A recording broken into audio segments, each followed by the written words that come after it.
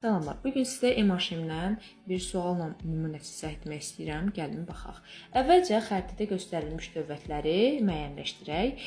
1 İtaliyadır, 2 Fransa, 3 İspaniya, 4 İngiltərə, 5 isə Almaniyadır.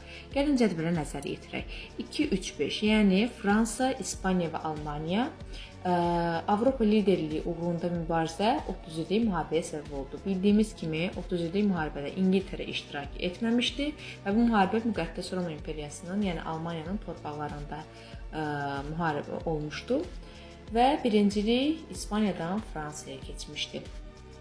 Və A variantımız düzdür.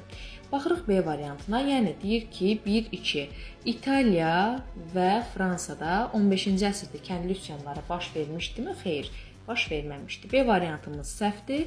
Ona görə də C, D, Y variantları konkret olaraq silinir.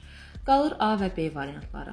1 və 3, yəni İtaliya və İspaniya reformasiyada Roma papası qalib gəlmişdi. Bəli, bu iki dövlətdə Roma papası qalib gəlmişdi. Bəs Roma papası hansı ölkələrdə məğlub olmuşdu desə, Fransa, İngiltərə və Almaniyada idi. Deməli, A və C variantlarımız düzgündür və B variantı olur. Amma yenə də digərlərinə nəzər yetirək. 1-5 kilsəyə kral özü rəhbərlik edirdi.